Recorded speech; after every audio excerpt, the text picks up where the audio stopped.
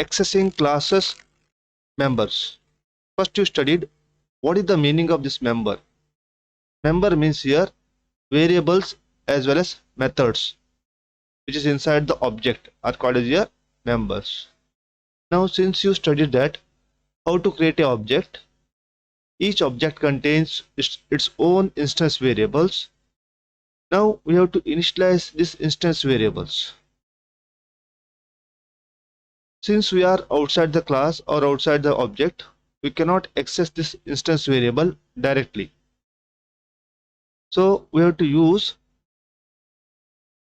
a dot operator along with the object name to access this instance variable as well as methods. Now this is the syntax given to you how to use it.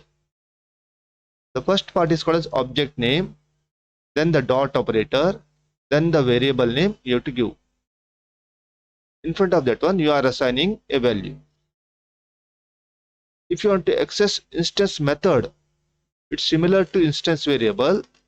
Here object name, then dot, then the method name you have to provide, and then you have to provide the parameter list. Here the variable means the instance variable, the method name means the instance method, and the object name is the name of the object which you have referred or from which you are using the initialization. The parameter list is actually actual values which is passed to the method. It may be a value or it may be a expressions. Here the parameters must match with the type and the number of parameters in the method declaration in the class. The number of parameter here and the type of parameter which is declared here, actual values, should be matched with the parameters mentioned in the method declaration part. Even the sequence of data type is also important. For example, if you pass first two integer numbers, then the float value, the method declaration also contains the first two integer as a parameter and the third one is a float value. The sequence of parameter type is also important there.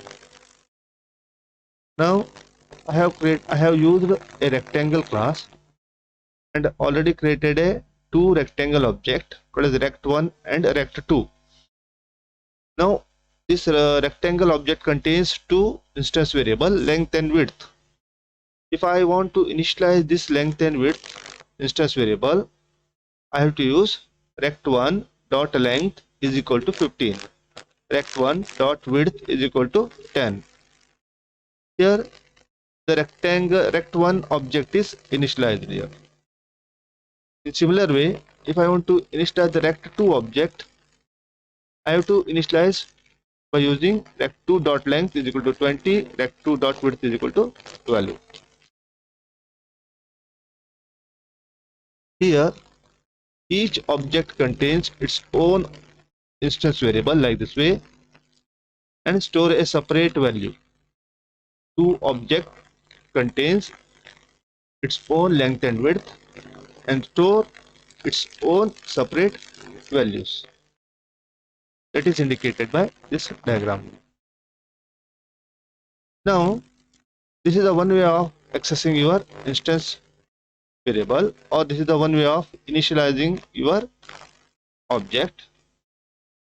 We can initialize one more method too, and this is with the help of method calling, and this is the best or the convenient method to initialize your or assign the values for the instance variable.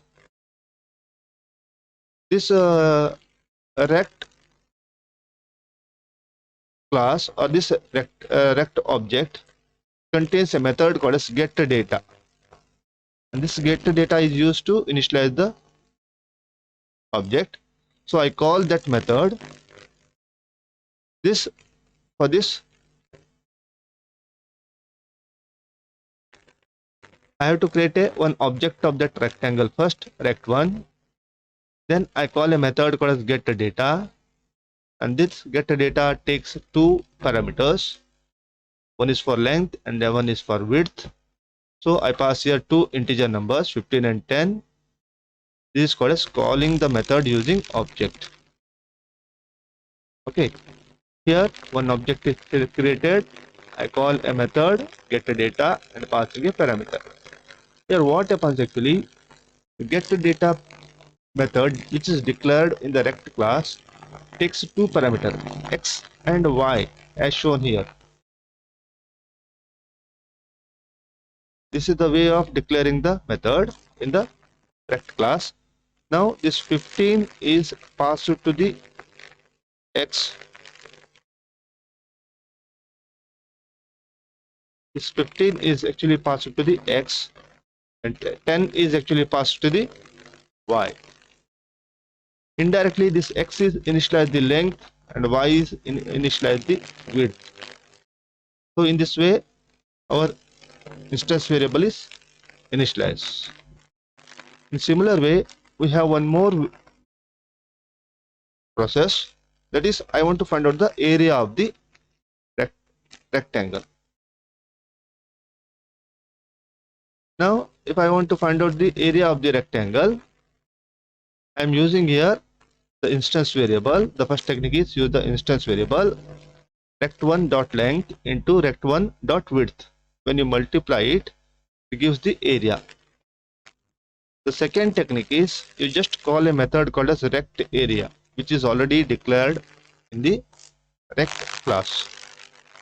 Whenever you call it, it will create a area of the rectangle. Now this programs gives you the detailed idea of the rectangle. Here I have created a rectangle class. In that rectangle class I have created two variables, length and width. This is the instance variables. Now I have one method called getData, which will accept two parameters here, x and y. X is used for length, y is used for width.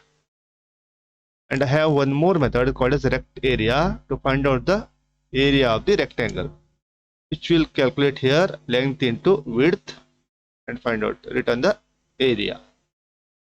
Now I have to test this class, I have created one more class called as rect area, which is a main method class. Okay, here I have mentioned or declared here a main method. This main method I have created two objects, what is rect1 and rect2.